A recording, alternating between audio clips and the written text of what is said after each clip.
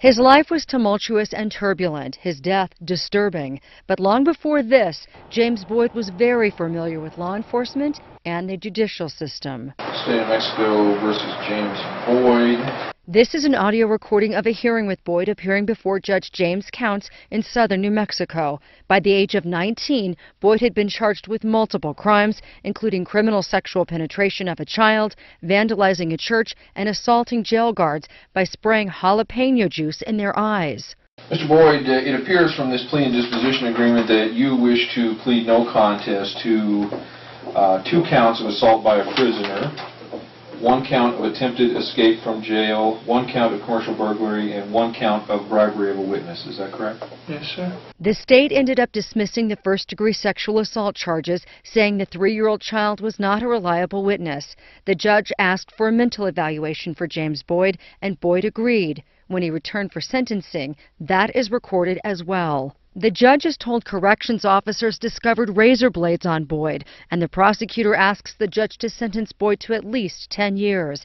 Now it's Boyd's turn to convince the judge otherwise. These are excerpts from his sentencing. Got a lot taken away from me. Nobody seems to really care. You don't seem to care because you're not even looking at me. I know how the law operates. You guys sit, you eat your donuts, and you drink your coffee, and you already have it all decided. I understand that. And I can't respect that. I'm not a malicious man, and I'm not a malicious criminal. I can't stand being viewed that way. I can't stand having that stigma over me. That's what mainly made me do what I did, because the first charges I went in, as you know, were a sexual case, which circumstances I don't even want to get into explaining. I'm not asking for exoneration of all these crimes, but I am asking that you give me a chance. I've never had a chance.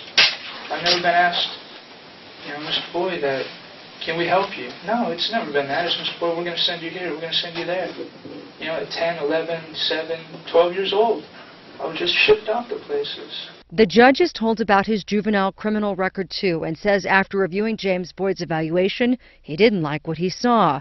The state said that evaluation showed Boyd was antisocial, aggressive, and sadistic. Then the two argued over those razor blades. You're not supposed to have the contraband in the first place. You're not supposed to have. You know that. I was to sharpen my pencils. That's all they were for. What am I going to use a flimsy, paper-thin razor for? James, it's too late now. I know it's too late. It is too late. You've demonstrated in the jail. You've demonstrated up in here. You've demonstrated at every opportunity. You don't give a damn. Yeah, you've been shuffled around. I think that's pretty apparent. You told the diagnostic people that you had no real family involvement. The judge sentenced 19-year-old Boyd to 10 years behind bars. The corrections department says he ended up serving 7 years for those crimes and was released from prison in 2001. James Boyd would go on to spend the rest of his life in jails and mental facilities and on the streets until the day he was shot and killed by police in the Albuquerque foothills. Since James Boyd's death, prosecutors have sought criminal charges against Albuquerque police officer Dominic Pettis and now retired officer Keith Sandy. Now, normally a grand jury would meet in secret behind closed doors to decide if those officers should be indicted. But DA Carrie Brandenburg said she wanted the public to hear all of the evidence in this case. There is now a special prosecutor overseeing this case. We, of course, will be there following every step. You too can hear what I'm going to hear in court by downloading the KOAT app. We will be streaming the hearing all this week. For Target 7, I'm Nancy Laughlin. That's just one of the ways we're giving you comprehensive coverage. First, as Nancy just said, it's on our KOAT app, a resource for everything you need to know. As you watch our live streaming coverage, you may be wondering exactly what a preliminary hearing is.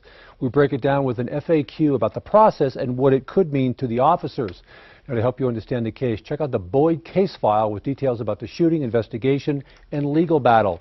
And we've got info on everyone involved in the who's who in the Boyd case, the officers, the special prosecutor, and more. The hearing begins in just a few hours, so get the free app and watch as history unfolds.